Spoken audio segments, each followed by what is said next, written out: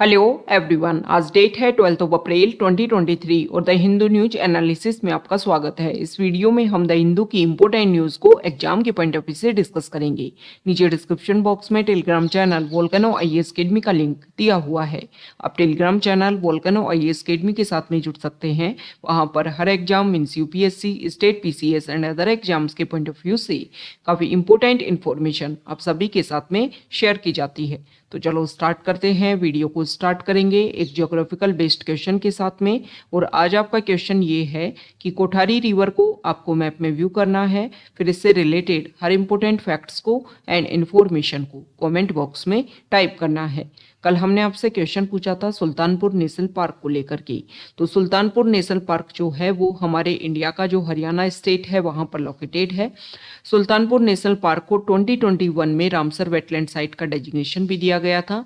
आप सभी को पता है कि प्रेजेंट टाइम में G20 की प्रेसिडेंटशिप जो है वो इंडिया के पास में है और इंडिया अलग अलग रीजन में अलग अलग मीटिंग जो है वो टाइम टू टाइम ऑर्गेनाइज करवा रहा है। तो यहाँ पर G20 के जो डेलीगेट्स हैं उन्होंने सुल्तानपुर नेशनल पार्क की जो है वो विजिट की थी, इसीलिए न्यूज़ में बना हुआ था। द हिंदू को अगर हम डिस्कस करें तो फर्स्ट इंपॉर्टेंट न्यूज़ है द हिंदू के फ्रंट पेज पर।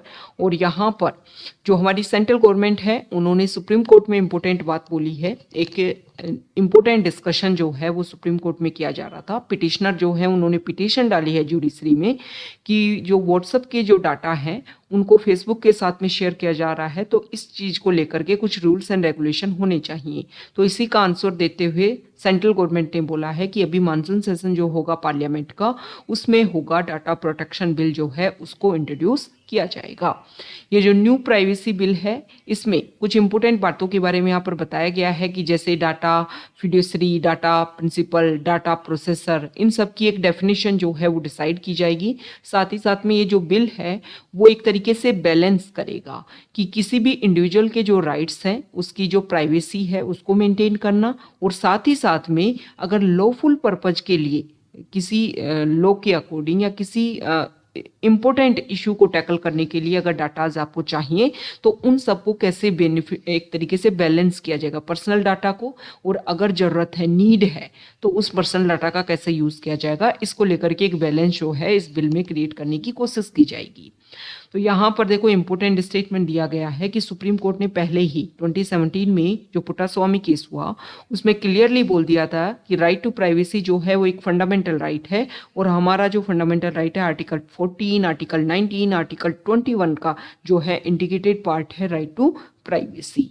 ओके, तो इसी के बेसिस पर जो अब किसी भी पर्सन की जो इंडिविजुअल प्राइवेसी है उसको मेंटेन करना जो है वो एज ए रिस्पॉन्सिबिलिटी है, उसका फंडामेंटल राइट है। तो डायरेक्टली सुप्रीम कोर्ट में आर्टिकल 32 के बेसिस पर जो है इसको क्वेश्चन कर सकता है। तो यहाँ पर बात किया गया है मानसून सेशन का। तो वैसे तो देखो हमारे कॉन्स्टिट्यूशन में अगर हम बात करें तो क्लियरली जो हमारे सेशन है उनके नेम जो है वो डिफाइन नहीं किए गए हैं। क्लियरली ये बात बोली गई है कि पार्लियामेंट और स्टेट लेजिस्लेटिव असेंबली का जो भी सेशन होगा उसमें 6 मंथ से ज़्यादा का गैप नहीं होना चाहिए। लेकिन हमारे इंडिया में ट्रेडिशन जो है वो 3 सेशन की देखने को मिलती है। हमारे यहाँ पर बजट सेशन होता है, मानसून सेशन होता है और विंटर सेशन होता है। ओके, नेक्स्ट इंपॉर्टेंट आर्टिकल है। तो अभी हमने स्टार्टिंग में ही G20 के बारे में डिस्कस किया कि G20 की जो प्रेसिडेंटशिप है वो इंडिया के पास में है, और अलग अलग सेक्टर में अलग अलग पॉइंट्स को लेकर के इंडिया जो है वो अपनी मीटिंग ऑर्गेनाइज करवा रहा है। तो अभी इंडिया ने डिसीजन लिया है कि next G20 engagement group meeting जो है वो लेह में होगी इसी मंथ। ओके, और यहाँ पर देखो इम्पोर्टेंट पॉइंट ये रखा गया है कि अगर हम लास्ट 3 ईयर्स से बात करें तो लद्दाख वाला जो रीजन है वहाँ पर काफ़ी इशू चाइना के साथ में क्लैश देखने को मिल रहा है। इंडिया ने पहले G20 की मीटिंग जो है वो एक कश्मीर में ऑर्गेनाइज करवाने की बात की थी। उसको लेकर के जो पाकिस्तान है उन्होंने यहाँ पर जो है वो अपना अपोज जो है इस चीज़ को लेकर के किया था कि जो कन्फ्लिक्टेड जोन है वहाँ पर इस तरीके की मीटिंग नहीं होनी चाहिए। अब लेह को लेकर के भी हो सकता है कि चाइना जो है वो यहाँ पर अपना अपोज करे, क्योंकि अगर हम बात करें तो अभी प्रेजेंट टाइम में बॉर्डर एरिया में चाइना और इंडिया को लेकर के काफ़ी ज़्यादा इशू हैं। और अभी चाइना ने क्या किया है, अरुणाचल प्रदेश के 11 एरिया जो हैं उनकी रीनेमिंग की है। ओके। तो इस रीनेमिंग के बेसिस पर जो है हो सकता है कि यहाँ पर जो लेह में जो मीटिंग ऑर्गेनाइज हो रही है इसको लेकर के भी कुछ इशू जो है वो देखने को मिल सकते हैं। मतलब इशू तो क्या होंगे, वो जो कंट्रीज हैं वो अपोज कर सकते हैं। फिर यहाँ पर अपने बॉर्डर रिलेशन को ध्यान में रखते हुए हो सकता है कि इस तरीके की जो मीटिंग्स हैं उसको कैंसिल करके अदर सेक्टर में जो है वो ऑर्गेनाइज किया जाए, क्योंकि इंटरनल सिक्योरिटी के साथ में जो है वो हमारी बॉर्डर सिक्योरिटी जो है वो भी इंडिया के लिए काफ़ी ज़्यादा इंपॉर्टेंट हो जाती है। नेक्स्ट इंपॉर्टेंट आर्टिकल है, तो कल भी हमने ये आर्टिकल डिस्कस किया था कि आम आदमी पार्टी जो है उसको नेशनल पार्टी का डेजिग्नेशन दे दिया गया।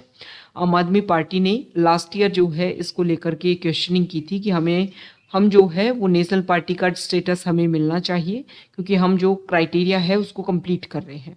ओके,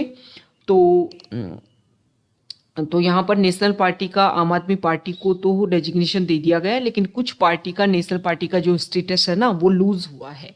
इसके बारे में हम कुछ बेसिक बातें डिस्कस करेंगे, जैसे कि तृणमूल कांग्रेस जो है उसका स्टेटस लूज हुआ है एज ए नेशनल पार्टी। इसके अलावा अगर हम बात करें तो सीपीआई जो पार्टी है, कम्युनिस्ट पार्टी ऑफ इंडिया, इसका लूज हुआ है। और एक हुआ है एनसीपी, नेशनल कांग्रेस पार्टी जो है। इन तीनों का नेशनल पार्टी का स्टेटस जो है वो लूज हुआ है, और आम आदमी पार्टी को जो है वो स्टेटस मिला है। तो पहले 8 नेशनल पार्टीज थी, 5 का लूज हो गया तो बची 3 का लूज हो गया तो बची 5, और एक ऐड हो गई। तो मतलब प्रेजेंट टाइम में 6 नेशनल पार्टी जो है वो बच गई है। अब कौन कौन सी 6 नेशनल पार्टी है, तो एक तो आम आदमी पार्टी है, इसके अलावा एक बीजेपी है, एक है कांग्रेस, ओके, इसके अलावा है एक है CPIM Communist Party of India Marxist, इसके अलावा एक है NPP, okay, National People's Party, और एक है BSP, Bahujan Samajwadi Party. Okay, तो ये हो गई 5 और ये हो गया आम आदमी पार्टी 6। तो इनके जो इलेक्शन सिंबल है ना वो भी हम एक बार देख लेते हैं। आम आदमी पार्टी का तो आप सभी को पता है ब्रूम है, और जो बीजेपी जो है उसका लोटस है, कांग्रेस का जो है हैंड है, सीपीआईएम जो है, सीपीआईएम का जो वो है इलेक्शन सिंबल वो है हैमर, सिकल और स्टार। इसके अलावा एनपीपी जो है इसका बुक है, बीएसपी जो है इसका एलिफेंट है। यहाँ पर तृणमूल कांग्रेस का अगर हम बात करें तो इसका है फ्लोवर एंड ग्रास। सीपीआई का अगर हम बात करें तो इसका है years of corn and sickle. और यहाँ पर नेशनल कांग्रेस पार्टी जो है इसका है क्लॉक। तो यहाँ पर इनके सिंबल जो है वो भी आप ध्यान में रख लेना, क्योंकि नेशनल पार्टी बन गया तो एक तरीके से सभी जो किसी भी स्टेट में आप कोई भी एग्जाम दे रहे हो या यूपीएससी का एग्जाम दे रहे हो उसके पर्सपेक्टिव से भी, और बहुत सारे एग्जाम में डायरेक्टली सिंबल को लेकर के भी क्वेश्चन पूछ लेते हैं कि कौन सी पार्टी का कौन सा सिंबल है। या फिर हो सकता है यूपीएससी में भी पूछ ले कि पार्टी के नेम दे दे, सिंबल दे दे और मैच द फॉलोइंग में क्वेश्चन पूछ ले, डायरेक्टली ना पूछे ना कि आम आदमी पार्टी का सिंबल क्या है। ओके, तो लूज किया है, किसी ने गेन किया है, तो इसको लेकर के क्वेश्चन पूछा जा सकता है। ओके, कुछ स्टेट पार्टीज का, कुछ पार्टीज ऐसी हैं जिन्होंने स्टेट पार्टी का जो वो है स्टेटस है वो भी लूज किया है, तो वो आपके लिए ज़्यादा इंपॉर्टेंट नहीं है। यूपीएससी के पर्सपेक्टिव से तो आपके लिए यही इंपॉर्टेंट है। हालांकि जो पार्टी जिस स्टेट से आप बिलोंग करते हो और अगर वहाँ से किसी पार्टी ने लूज किया है तो आपके लिए इंपॉर्टेंट हो जाता है। अब तो देखो हमारे लिए इंपॉर्टेंट हो जाता है कि नेशनल पार्टी का डेजिग्नेशन कैसे दिया जाता है। तो नेशनल पार्टी मतलब कोई भी ऐसी पार्टी जिसका नेशन वाइड एक तरीके से प्रेजेंस हो। अब कोई भी पार्टी जो है ना वो डिमांड क्यों करती है नेशनल पार्टी और स्टेट पार्टी बनने का, तो इससे जो कुछ एक्स्ट्रा बेनिफिट जो हैं उनको मिलते हैं, जैसे कि वो पूरे नेशन में कहीं पर भी अपना सेंटर जो है वो ओपन कर सकते हैं। इसके लिए उनको कुछ कंसेशन मिलेगा। जब भी किसी इलेक्शन में प्रचार प्रसार करना हो तो स्टार कैंपेनर जो हैं उनको जो है वो बेनिफिट देखने को मिलता है। तो ये सारी चीज़ें हैं, इसकी वजह से ही पार्टी जो है वो चाहती है। साथ ही साथ में अगर हम बात करें तो टेलीविज़न में, रेडियो में भी उनको एक्स्ट्रा जो है वो टाइम पीरियड जो है उनका डिसाइड होता है, कितने टाइम पीरियड के लिए उनका ऐड जो है वो दिया जा सकता है। तो ये इस तरीके के बेनिफिट जो है उनको देखने को मिलते हैं, और इसीलिए जो पार्टी जो है वो इस स्टेटस के लिए टाइम टू टाइम डिमांड करती है। तो नेशनल पार्टी की डिमांड के लिए 3 क्राइटेरिया है। अब कोई भी पार्टी जो है इन 3 क्राइटेरिया में से अगर एक क्राइटेरिया भी कंप्लीट कर लेती है तो उसको नेशनल पार्टी का डेजिग्नेशन दे दिया जाता है। आम आदमी पार्टी जो है उन्होंने ये क्राइटेरिया कंप्लीट किया कि अगर कोई पार्टी जो है अगर कोई पार्टी 4 स्टेट में, मिनिमम 4 स्टेट में अगर उसके पास में स्टेट पार्टी का डेजिग्नेशन है तो उसको नेशनल पार्टी बनाया जा सकता है। 4 से ज़्यादा में भी वो स्टेट पार्टी हो तो उसको बनाया जाए, मिनिमम 4 स्टेट में उसके पास में स्टेट पार्टी का डेजिग्नेशन होना चाहिए। तो आम आदमी पार्टी जो है उन्होंने यही क्राइटेरिया यहाँ पर कंप्लीट किया है। वो दिल्ली में, गोवा में और इसके अलावा पंजाब में और गुजरात में यहाँ पर जो है वो स्टेट पार्टी बन गए थे। और ये पार्टी जिन्होंने लूज किया है, ये कुछ स्टेट में इन्होंने स्टेट पार्टी का डेजिग्नेशन खो दिया था जिसके बेसिस पर इन्होंने लूज किया है। अब देखो, कोई भी पार्टी जो है उसको नेशनल पार्टी और स्टेट पार्टी का डेजिग्नेशन दिया तो नेक्स्ट 2 इलेक्शन जो होते हैं, नेक्स्ट 2 इलेक्शन लोकसभा के और स्टेट असेंबली की नेक्स्ट 2 इलेक्शन जो है उनमें उन पार्टीज का वो क्राइटेरिया देखा जाता है कि भाई ये जैसे कोई पार्टी नेशनल पार्टी है तो 2 इलेक्शन हुए, उसमें देखा जाएगा कि अच्छा नेशनल पार्टी बने रहने के लिए जो क्राइटेरिया है उसको रेगुलर कंप्लीट कर रहे हैं या नहीं कर रहे हैं। तो अगर वो कंप्लीट नहीं कर रहे होते हैं तो उनका स्टेटस जो है वो लूज कर दिया जाता है। तो एक क्राइटेरिया तो नेशनल पार्टी का ये हो गया कि 4 स्टेट या फिर उससे ज़्यादा स्टेट में कोई पार्टी क्या हो, नेशनल पार्टी हो। दूसरा अगर हम बात करें तो क्राइटेरिया है सीट का, मतलब कोई भी पार्टी जो है उस पार्टी को लोकसभा में जितनी सीट है, लोकसभा की जितनी सीट है उसकी 2% सीट जो है उस पार्टी को मिलनी चाहिए और कम से कम 3 स्टेट में। ऐसे नहीं है कि जितनी सीट है वो कितने में मिल गई, एक ही स्टेट में मिल गई, तो ऐसा नहीं है। मिनिमम 3 स्टेट में जो है ये टोटल सीट, मतलब टोटल लोकसभा सीट का 2% सीट जो है वो एक पार्टी को मिले और 3 स्टेट में मिले वो मिल करके। ओके, एक क्राइटेरिया क्या है कि टोटल वैलिड वोट जो गिरे हैं, चाहे लोकसभा में या फिर स्टेट असेंबली में, स्टेट असेंबली के किसी स्टेट में इलेक्शन हुए हों या लोकसभा के इलेक्शन हुए हों, तो वहां पर 4 स्टेट में जो है किसी पार्टी को टोटल वैलिड वोट का 6% वोट मिला हो और साथ ही साथ में उस पार्टी के 4 MP जो हैं वो कहाँ गए हों, लोकसभा में गए हों। ओके, तो वहां पर जो है वहां इस क्राइटेरिया के बेसिस पर भी किसी को नेशनल पार्टी का डेजिग्नेशन दिया जाता है।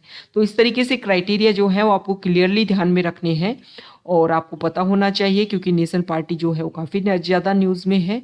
तो इसको लेकर के जो क्वेश्चन पूछा जा सकता है यूपीएससी में, 2-3 स्टेटमेंट आपको दे देंगे कौन कौन से क्राइटेरिया हैं और स्लाइटली चेंज करेंगे। जैसे हमने डिस्कस किया कि टोटल वैलिड वोट का 6% क्राइटेरिया होना चाहिए, यहाँ पर जो है वो 8% दे देंगे कि 8% होना चाहिए, या फिर यहाँ पर टोटल सीट का 2% सीट होनी चाहिए, यहाँ पर बोल देंगे 4 स्टेट में होनी चाहिए। ओके, तो इस तरीके से जो है वो आपको कुछ मिसगाइड करने की कोशिश की जाएगी। तो क्लियरली जो भी क्राइटेरिया है वो क्लियरली आपको ध्यान में रखना है।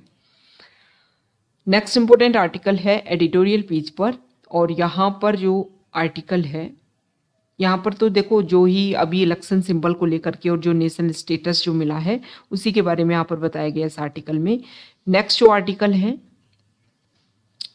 तो देखो लोकसभा का अभी बजट सेशन, और इसके बारे में यहाँ पर बताया गया है कि 1952 में जो है वो फर्स्ट क्या हुआ था, हमारे जनरल इलेक्शन हुए थे। अच्छा, एक इंपॉर्टेंट फैक्ट हो रहा है, जो अब हमारे फर्स्ट जनरल इलेक्शन हुए थे तो उस टाइम में हमारे इंडिया में 14 नेशनल पार्टीज थी, ये आपको ध्यान में रखना है। अब तो यहाँ पर लोकसभा का कंपैरिजन किया गया है कि भाई 1952 से फर्स्ट लोकसभा देखने को मिली और तब से लेकर के अब 17th लोकसभा चल रही है, और 17th लोकसभा जो है वो भी अपने लास्ट ईयर में जो जा चुकी है। नेक्स्ट ईयर जो है वो इलेक्शन होंगे लोकसभा के, तो इसको लेकर के क्वेश्चनिंग की यहाँ पर बात की गई है कि किस तरीके से लोकसभा परफॉर्म कर रही है।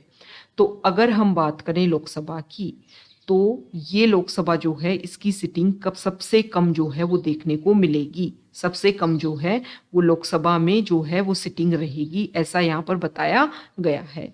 तो अभी तक 230 सिटिंग हुई है और अभी जो है वो लगभग 2 सेशन और देखने को मिलेंगे, तो 1 ईयर बचा हुआ है। तो मतलब 58 एवरेज सिटिंग अगर हम बात करें तो यहाँ पर 331 जो लास्ट सिटिंग थी 16th लोकसभा की, उससे कम जो है वो हमें यहाँ पर देखने को मिलेंगे। तो यहाँ पर अगर हम फर्स्ट लोकसभा सिटिंग की बात करें तो 677 डेज तक जो है वो डिस्कशन हुआ था टोटल 5 ईयर्स की टर्म में, और 17th में अगर आप देखो तो काफ़ी कम, सबसे लोएस्ट जो है वो देखने को मिलेगा। तो इसके बेसिस पर आप ये अनुमान लगा सकते हो कि लोकसभा में जो डिस्कशन जो है वो काफ़ी कम हुआ है, जो मेंबर ऑफ पार्लियामेंट जो है उनकी अवेलेबिलिटी काफ़ी कम देखने को मिलती है, और जो इम्पोर्टेंट इश्यूज हैं वो उनके ऊपर काफ़ी कम डिस्कशन किया जा रहा है। दूसरा यहाँ पर अदर अदर और इंडेक्स हैं, उन इंडेक्स में अगर हम बात करें तो यहाँ पर देखो बताया गया है कि adjournment motion, short duration discussion, half an hour discussion. तो फर्स्ट सेशन से अभी तक अगर हम देखें तो काफ़ी कम देखने को मिलता है। मतलब हाफ एन आवर डिस्कशन जो है वो तो काफ़ी रिड्यूस हो गया है। एडजर्नमेंट मोशन जो है वो भी एक स्टेगनेंट वे पे चल रहा है। एडजर्नमेंट मोशन मतलब कोई भी नॉर्मल प्रोसीजर जो है उसको रोक दिया जाए और हाउस में कोई स्पेशल अर्जेंट कोई मैटर है तो उसके ऊपर डिस्कशन स्टार्ट हो। ओके। शॉर्ट ड्यूरेशन जो है, शॉर्ट ड्यूरेशन डिस्कशन जो है वो ये होता है कि जो भी पब्लिक इम्पोर्टेंस के जो डिबेट जो किए जाते हैं उन पे ये डिस्कशन किया जाता है। हाफ एन आवर डिस्कशन जो होता है इसमें गवर्नमेंट जो है वो जो भी क्वेश्चन जो है उसका आंसर देने की कोशिश करती है। तो इनकी सब के ऊपर जो डिस्कशन है वो काफ़ी कम हुआ है, रिड्यूस हुआ है।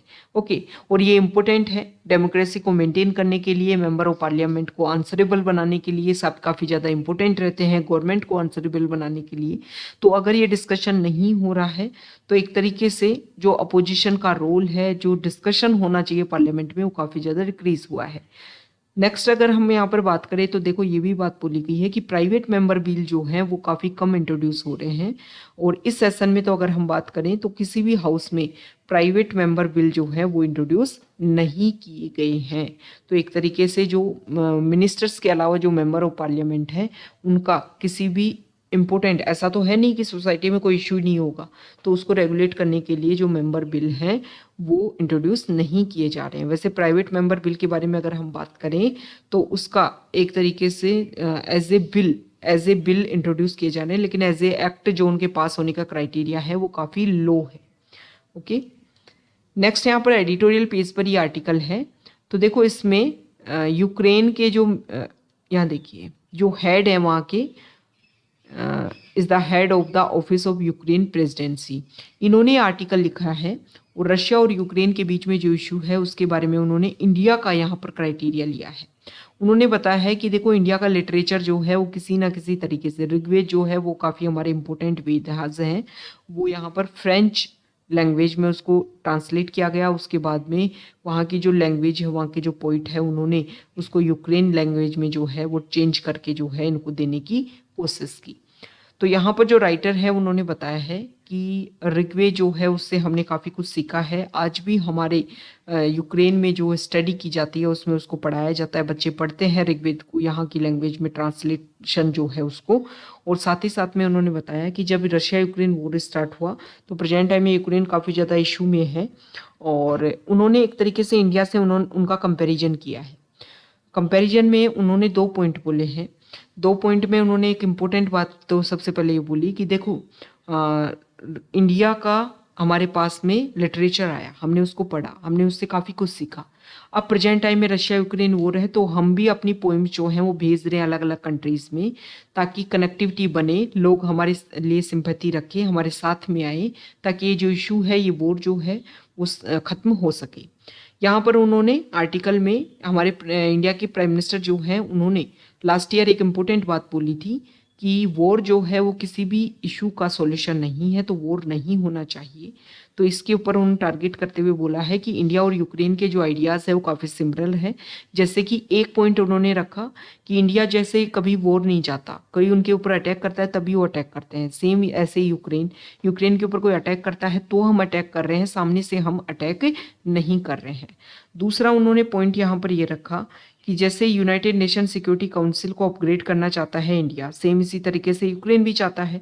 क्योंकि वर्ल्ड वॉर सेकेंड के बाद में जब यूनाइटेड नेशन सिक्योरिटी काउंसिल के मेंबर बनाए गए तो उस टाइम में मेन क्राइटेरिया ये था कि उन सारी कंट्रीज़ को हम साथ में लें ताकि वॉर जैसे सिचुएशन जो है वो दोबारा से क्रिएट ना हो सके। अभी प्रेजेंट टाइम में सर्कमस्टेंसेस चेंज हुई है तो उसके अकॉर्डिंग जो है वो चेंज होने की ज़रूरत है, उसके अकॉर्डिंग जो है वो काफ़ी ज़्यादा चेंज होना चाहिए। तो ये दोनों कंट्रीज़ जो है, इंडिया और यूक्रेन, दोनों ही ये चीज़ें चेंज चाहते हैं। साथ ही साथ में दोनों ही कंट्री किसी भी तरीके की वॉर जो है, जैसे न्यूक्लियर वॉर के ऊपर बार बार थ्रेट दिया जाता है, तो इन सारे इशू को इंडिया जो है वो भी हमेशा सॉल्व करना चाहता था कि इस तरीके की प्रॉब्लम्स ना बढ़नी चाहिए। क्योंकि न्यूक्लियर अगर अटैक होता है तो उससे एक कंट्री इफेक्ट नहीं होता, पूरा वर्ल्ड इफेक्ट होता है। ओके। तो यहाँ पर जो राइटर है उन्होंने बोला है कि इंडिया की स्ट्रेटजी जैसे है वैसे यूक्रेन की है, तो दोनों कंट्रीज को मिलकर के जो है वो काम करना चाहिए और इंडिया को सपोर्ट करना चाहिए यूक्रेन को। नेक्स्ट यहाँ पर जो आर्टिकल है तो बताया गया है कि सऊदी अरेबिया जो है उन्होंने पहले अपनी स्ट्रेटजी जो है काफ़ी स्ट्रिक्ट रखी, किस लिए, ताकि वेस्ट एशिया में वो क्या कर सके, अपने आप को एस्टेब्लिश कर सके। तो उन्होंने अपना मेजर जो एक तरीके से यहाँ पर राइवल बना लिया ईरान को। तो यहाँ पर सीरिया जो है वहाँ पर जब इशू क्रिएट हुआ तो जो सऊदी अरेबिया है उन्होंने भी इंटरवीन किया और यहाँ पर ईरान बैक्ड जो मिलिटेंट्स देखने को मिलते हैं तो उनके बीच में काफ़ी इशू हुआ।